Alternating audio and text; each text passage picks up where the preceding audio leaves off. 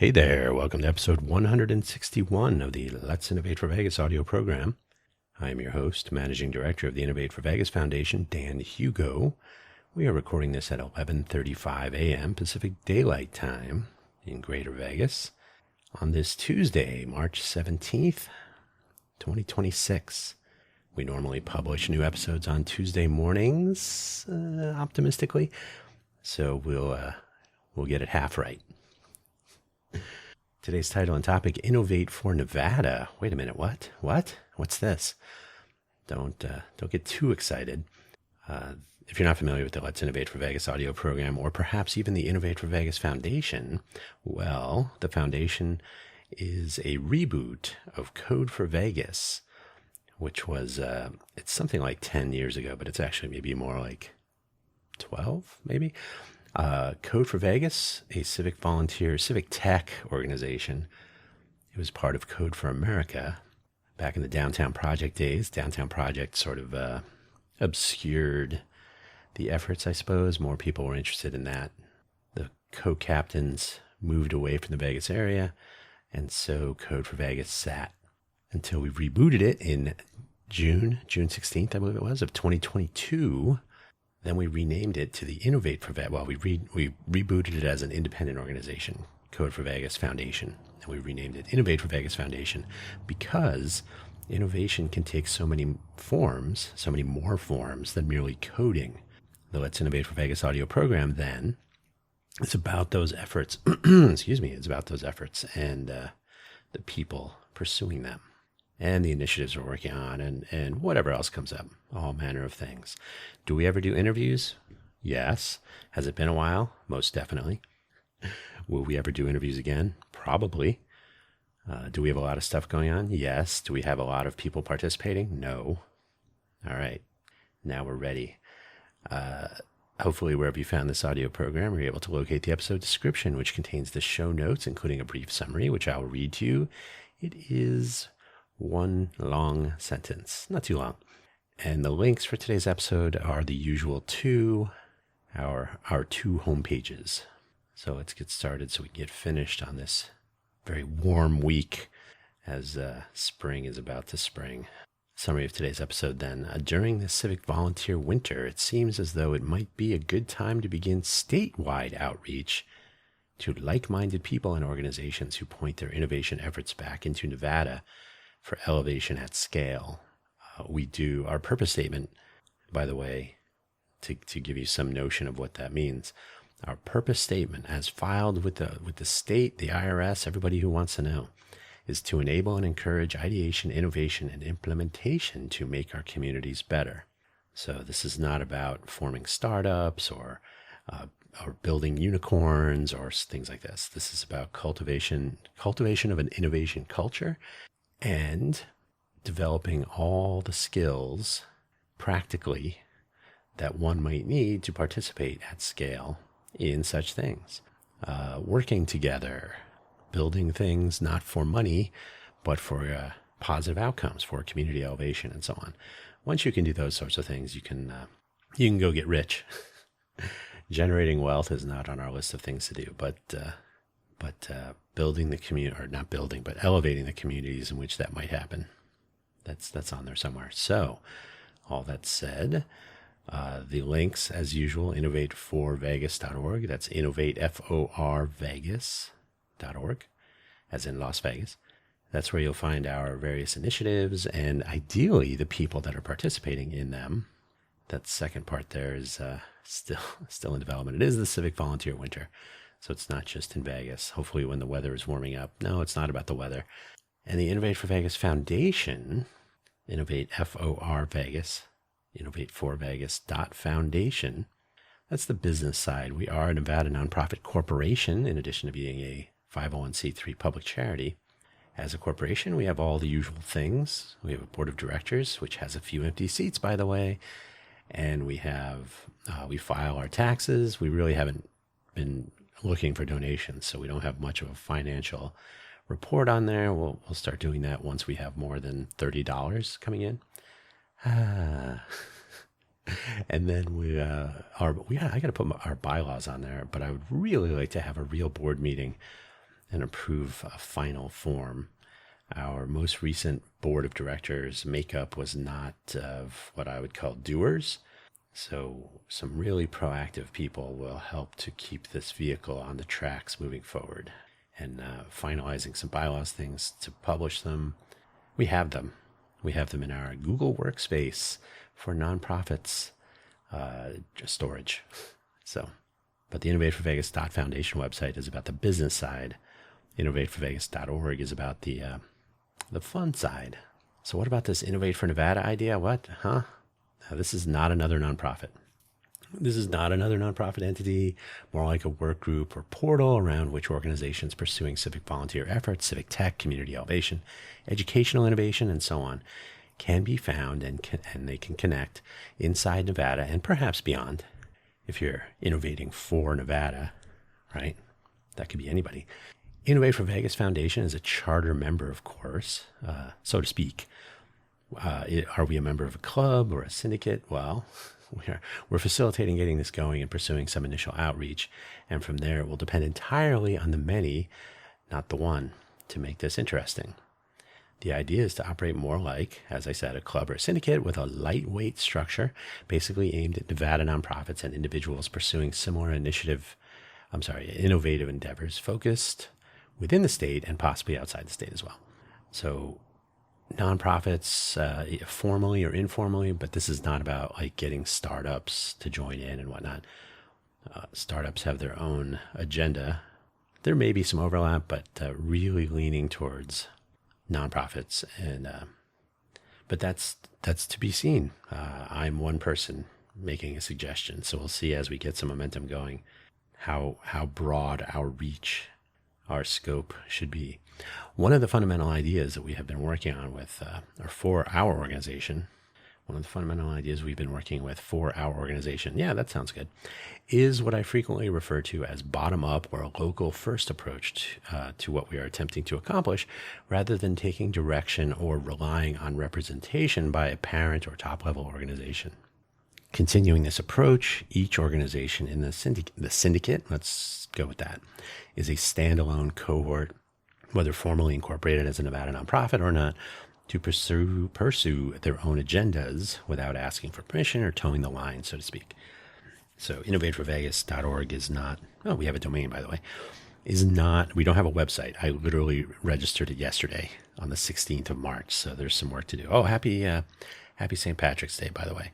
Or Padrig, if you prefer. That's why it's Patties with D's instead of Patty with T's. Look it up. So bottom-up thinking. Continuing this approach, each organization in the syndicate is a standalone cohort, though. So that's the important part to realize here. We're not trying to drive specific things. We're trying to enable and encourage the cohorts through discovery and so on. We'll get to that in a second. So you don't have to be a formally incorporated Nevada nonprofit to pursue or to participate. That is one of the important things. It should start with one person. So, some history. It was over a decade ago. There were organizations such as Hack for Reno. That was Hack numeral 4. Hack numeral 4 Reno, and Code for Vegas, which would likely be labeled civic tech organizations working in some capacity with the Code for America organization. This may have been before there was a formal brigade program. Brigades are basically local cohorts that were fiscally sponsored, usually by Code for America. In fact, Code for America would claim ownership for some names of things. So I guess they had a tight hold on these.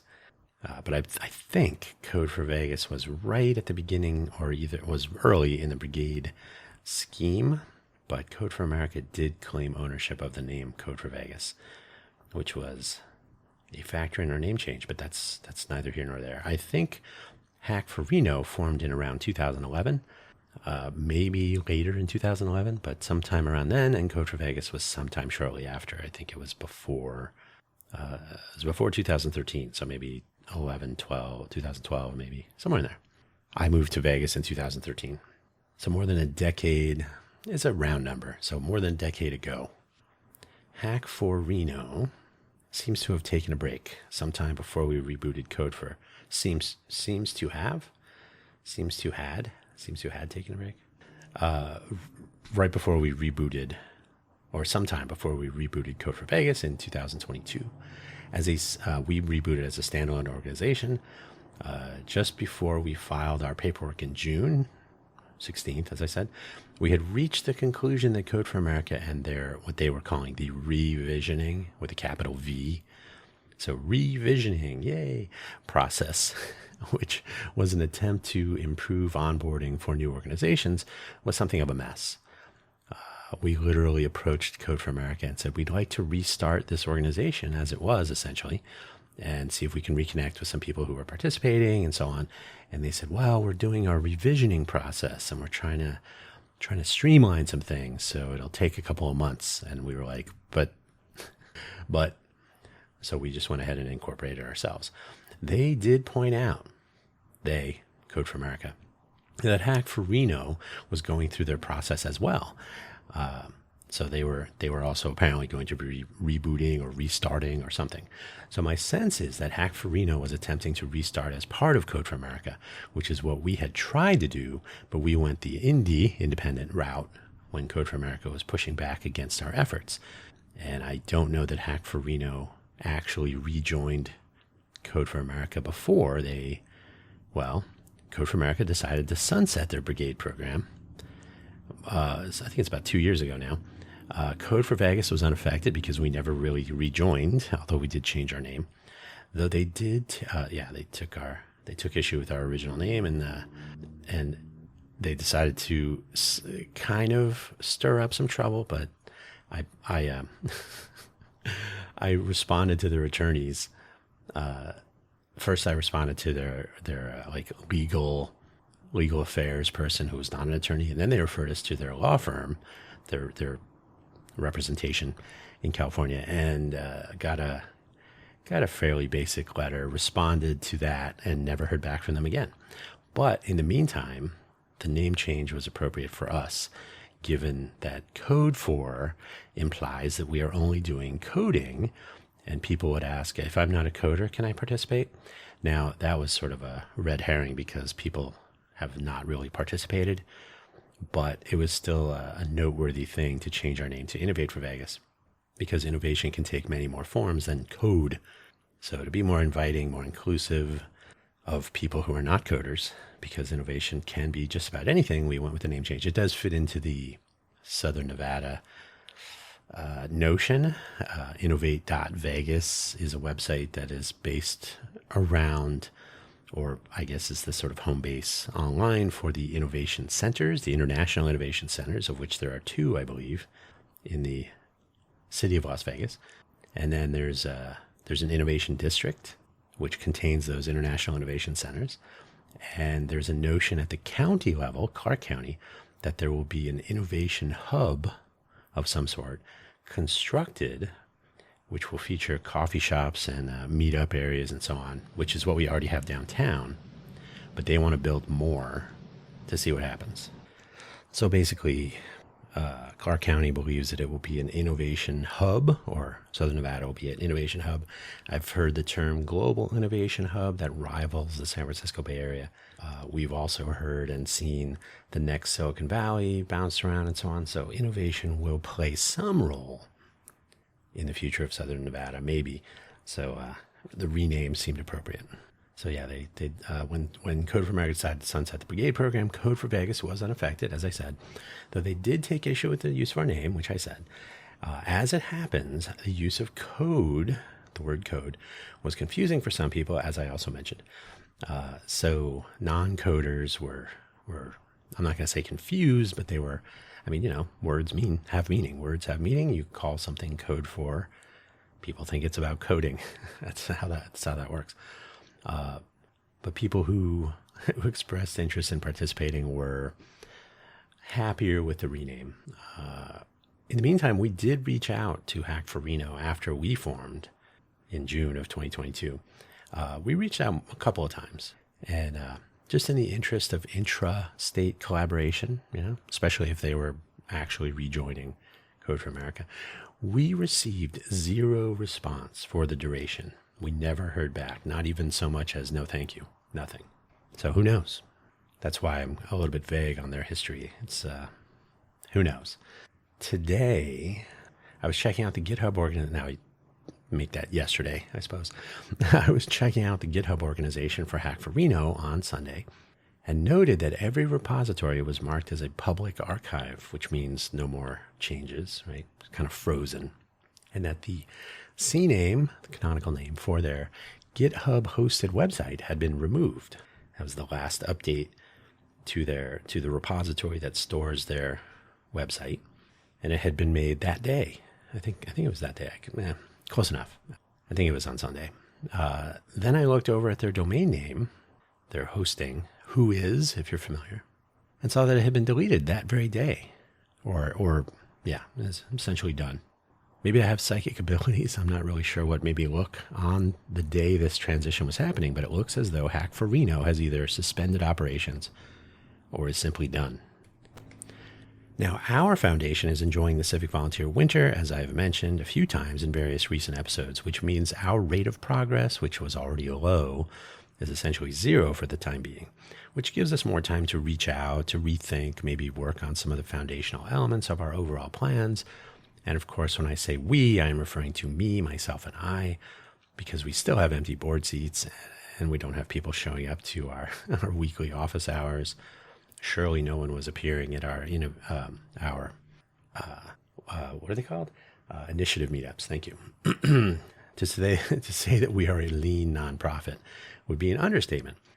Our monthly costs are very low, essentially zero. So we have filing fees, we have domain renewals. That's about it. It's not much. By the way, we've also taken maximal advantage of the free services offered to nonprofits. So GitHub for nonprofits, Google for nonprofits, etc. I need to emphasize there is a lot more going on across the state than Hack for Reno possibly shutting down and Innovate for Vegas Foundation operating in slow mode. How many individuals and nonprofit organizations are pursuing various innovative ideas toward community elevation, education, public health, mobility, services access, equity, and the list goes on. How do we find each other, which I frequently refer to as discovery, and then how do we connect, communicate, and collaborate if we want to or need to? That's a great question. Those are great questions, I suppose. This episode is about a potential answer, or at least a potential element of an answer to those questions. So first, discovery. This is something I have spoken of many times, especially in the context of our Project ACT initiative. That's the autonomous cohort tessellation. So we connect independent entities in a way that can be reached, discovered, reached, queried, etc., using modern tools. The Project ACT initiative, which is intended to connect civic volunteer organizations, initiatives, projects, and people across regions without depending on Google or other search engines, traditional search engines, or now AI to stumble upon these various efforts. So this is a more directed opt-in structure, uses existing technologies, so we're not inventing anything new so much as taking the initiative. Opt-in, bottom-up, done with agency, right? Each independent entity remains independent, so there is no formal joining other than filling in a URL, perhaps a name, some information about the organization or the individual, and connecting it into the network graph. If a search engine crawler or an AI scraper comes by and locates the content of this syndicate site, they should, by all intents, locate any individual or organization pursuing innovation in any number of areas within Nevada, period. Sort of a map of what's going on in this space. Oh, and people should be able to find these directly as well. How often have you said, is anyone working on agricultural access anywhere in Nevada? Sure, there are. So I'll let you go find them, especially if they're nonprofits. Now, and again, I have a particular set of feelings about limiting this to nonprofits or individuals or educational leaning efforts. Not so much. It's not a startup directory, right? That's a different thing, different project. Classification of individuals and cohorts and nonprofit corporations and so on should and will be up to these entities to decide, so that they may declare their focus to be healthcare, housing, mobility, education, or any combination And that's, again, a partial list. I'm not limiting anything.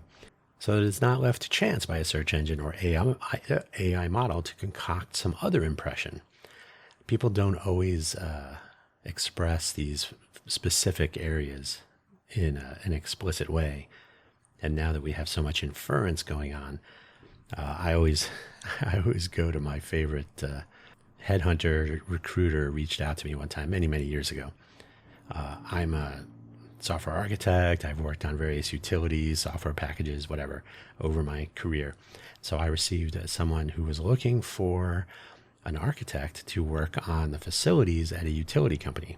So they wanted me to draw buildings, so on. So they got it wrong because they were inferring that I was an architect working on utility sites. So they got that wrong. Being explicit is not a bad thing.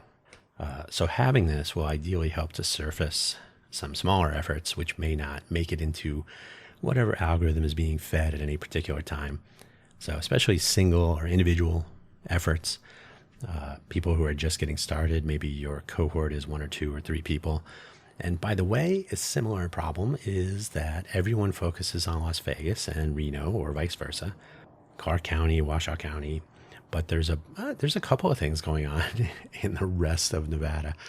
So it will be interesting to find out if any of the smaller cities and towns across the state are interested in participating in such things as well, not joining up with other we're out here in Sparks, or we're, I can't even think of any, but we're not in the big counties, the main areas of population center. We still want to be participating in innovation in our local communities.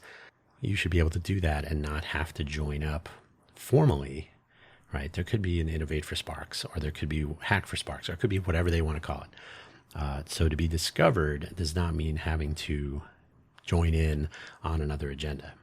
So this is really more about discovery at this point. And that's the nature in general. Of course, discovery in a network includes discovering the interconnects within the network along with geographical proximity. Yeah.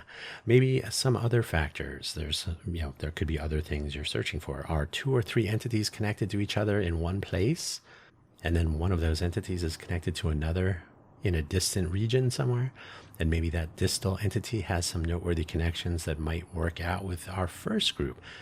Basically, make these data available and let the tools do some work to help us, to do the work for us. So rather than searching in Google, who is in Washoe County working on agricultural access? Those things should be discoverable more directly. Oh, they're connected to so-and-so. Not unlike, and I'm not totally thrilled with how it's evolved over time, but not unlike the network described in LinkedIn. You're a first or a second or a third order connection, etc. LinkedIn is not great. And then the 3 C's. I've spoken of this triangular trade previously when it comes to other cohorts with similar pursuits as our foundation, but the initiative in question, again, Project ACT, is applicable to just about anything where some or all of these 3 C's could be a good thing, and that's connect, communicate, and collaborate. We can and likely will apply this design to the Innovate for Nevada portal and tools. Discovery is a bit of a feedback loop.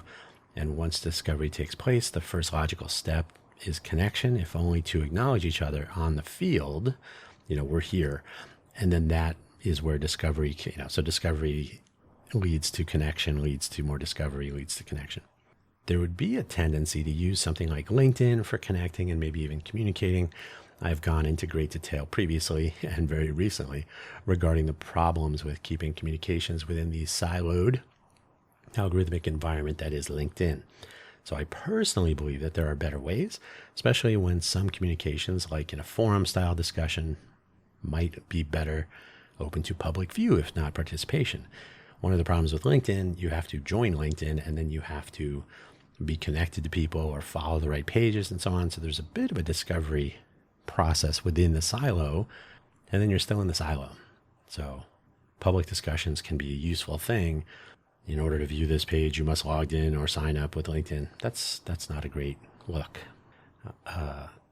So communication, ideally not taking place in the chaperoned silo of LinkedIn, although, do whatever you want to do. But fostering communication once various organizations have discovered each other and have connected, also on the table. And collaboration among cohorts, whether individuals or government entities or anywhere in between, could be facilitated using tools placed on this central platform. This is likely to be an evolutionary step as this platform moves into deployment. So are we going to have collaboration up and running on day 2? Probably not, but it's something to talk about. How to use any tools that are needed to foster this collaboration somewhere in the middle. Right? This is a core premise behind Project ACT, which is, as far as a civic volunteer organization, is aimed at sharing common effort in the interest of maximizing the utility of contributed volunteer time, effort, and expertise. So in other words, if you are a civic volunteer cohort like Innovate for Vegas Foundation, which is a Nevada nonprofit corporation, there may be 4 students somewhere in central Nevada, somewhere that have some ideas and they would like to collaborate. They're working on something that fits in with something we're working on. They should be discoverable. One of us should discover the other, and then we can connect. Okay, now, look, here's a connection between Southern Nevada and Central Nevada, and we connect on these particular interest areas or pursuits. We could possibly help each other. We should communicate a little bit. And then someone from somewhere else, maybe in Washoe County, maybe in Utah, might discover these things and say, we're also working on something similar. So that could foster communication, connection, communication, and collaboration. There you go. As well. So Project ACT is focused initially on civic volunteer organizations, but that same method of thinking and the same tools and methodology of accomplishing this could apply within the state of Nevada to entities pursuing community elevation anywhere in the state and at communities of any size and location and so on. Sure, this includes code sometimes, which already lends itself to collaboration sometimes, but the notion is to expose as much as possible to a collaboration pool. People who are interested and interesting, possibly working on something similar or adjacent. Ideally, this brings about the possibility of not repeatedly inventing the wheel, sometimes called reinventing the wheel, as the saying goes, but collaboration could be less structured among a variety of cohorts with overlapping goals under this innovation umbrella.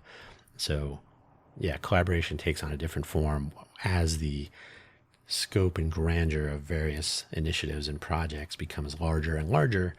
There might be some overlap. Can we collaborate? Well, the fact that we know about each other is a good first step. And then, so there's no prescription here. It's more enabling.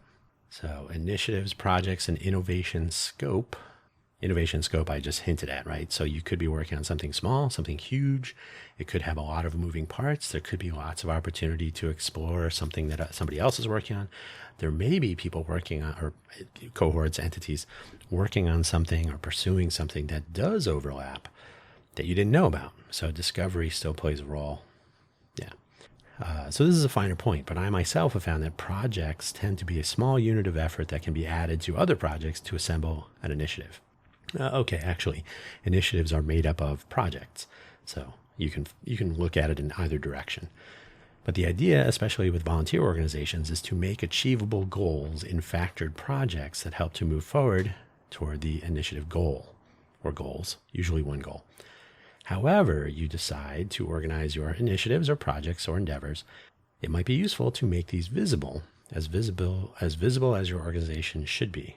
So in other words, if you are completely private, that's fine. If you're totally open source, as we are, also fine. So as much or as little as you want to share into the ether of innovation and collaboration, you do you. This does not mean your own website is not important. You should own your presence online. This is a notion I've also been in a large and hopefully growing crowd of people following this notion of it's called Posse, publish on your own server, syndicate elsewhere. So you should always own your online presence. The Innovate for Nevada platform will be about connection, not ownership of what you're up to. But publishing your information, your contact, your connection information, and so on the Innovate for Nevada platform will have a particular purpose. What is that? Well, remember that discovery is one of the gaps we are aiming to address, and On the one hand, it is useful to discover organizations or individuals, any cohort that is in a similar space as you might be, but it may also be useful to find initiatives or projects that might be similar or somehow aligned with something you are aiming to accomplish. So finding other cohorts, great. If you can actually drill down, as they say, Innovate for Vegas is working on an open transit initiative. We are too. So if you can locate us based on an initiative, not necessarily on the name of our organization, that might also be useful. This is another Project ACT goal, because attempting to locate a particular initiative or project with commonality or overlap can be a real challenge if Google or GitHub search are the best tools on hand, right? So you're enabling a more granular and focused search. Can AI help with that? Well, I'm looking for an architect to work on utilities. What am I going to get? Project ACT aims to do better here for open source community elevation initiatives and projects such as the ones we're working on, whether they are software or anything else, and we can apply that here as well. And Project ACT was not designed specifically for nonprofit civic volunteer or civic tech organizations. It's really aimed at connecting existing former brigades and new cohorts, because there's no more brigade program to join, and then helping to connect along initiative axes or organizational axes or location axes or anything, right? So flexible connection in an opt-in and very explicit fashion, rather than hoping that Google crawled to your website and knows what you're doing, or some AI bot at this point. So high utility without dictating too many rules.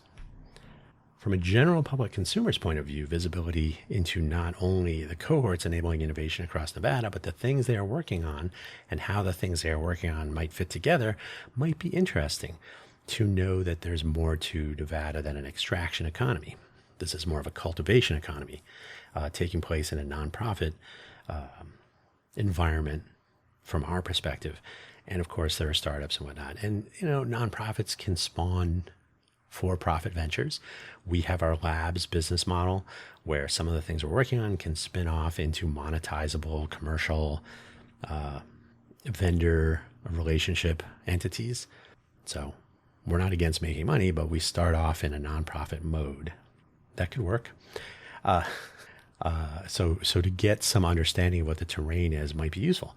In fact, I will suggest that this is an essential component of can I speak? We're coming to the end, I promise. An essential component of a culture of innovation, the connection of innovation to the people it might impact over time.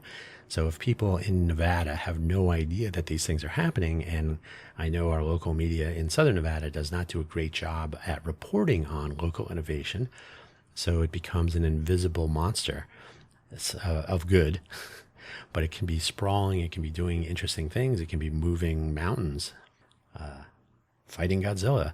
But if nobody knows about it, did it really happen? So visibility is an essential component, whether you're trying to discover, connect, communicate, and collaborate, or if you just happen to live here and you're wondering what's going on. Who knows? Visibility into innovation just might beget more innovation, or maybe even more participation or interest. All of those things would be nice. So to restate then, the innovatefornevada.org domain we obtained yesterday. The Innovate for Nevada platform is going to launch in a very simple form, as in who wants to be a part of this initially. So it'll be very rough, as in email. We'll work towards some sort of a sign up or join process that is not joining a formal organization, but here's our contact or connection information so that we can build that network graph. So the people who find this interesting, we will have a conversation about what that really means, and we will get Project ACT adapted to what we're trying to accomplish with Innovate for Nevada. And by the way, again, I'm one person with one view of things. Ideally, we'll build a platform that implements the minimal version of what everybody thinks. We're not trying to be not all inclusive, but we're not trying to give direction. We're trying to enable a platform that will accomplish the minimum for opt-in participation without dictating terms or trying to drive too much direction. So, hey, we want to join, but we have a different way of, that's fine. You can look at it at the base as a directory of innovation efforts. And that's where we'll kick this off and we'll see where it goes. Will GoEd or any statewide organization participate in this? Who knows? The track record is not good, but they will always be invited. I did mention that government entities might be at one end of an innovator scale, or maybe spectrum. So from one individual doing something interesting or trying to, aspiring to government entities, like maybe the state has joined Right to Start and America the Entrepreneurial, I think it is, and some other efforts. So those organizations might be a part of this. Who knows? Who knows? Entrepreneurialism and innovation closely linked. They're cousins, definitely. So yeah, this is most definitely a work in progress with just under 24 hours. No, actually, okay, we'll call it under 24 hours of effort so far. But we'll see what happens. It's sad, I suppose, I don't really know them, but it's sad to see that Hack for Reno is basically shuttering the store. But hopefully that's just to move on to the next thing and not to abandon the notion. So we'll see what happens. Thanks for listening, as always. Thanks for your support in whatever way you offer it. Consider participation. That would be a nice one. And in the meantime, we got work to do, so getting back to it. Will we have a LinkedIn page? Sure. Is it useful for anything other than initial discovery? Not really. We don't have access to an audience that uses LinkedIn proactively, so it's follow and forget. So keeping it out on the real internet enables more access. You don't have to be connected to the right people on LinkedIn to hear about things. You don't have to be following the right page. It'll just be out there online, just like everything else should be. No silos, no walled gardens. So that's where we'll leave it for today. Thanks for listening, as always, and we'll catch you next week. In the meantime, if you visit, we'll get to the end of the episode, I promise. If you visit innovatefornevada.org, there will be nothing there today. Today is St. Paddy's Day. That will change over time. So give it a moment. If there's nothing there, come back tomorrow. That is where I will leave it. Happy St. Paddy's Day. Cheers.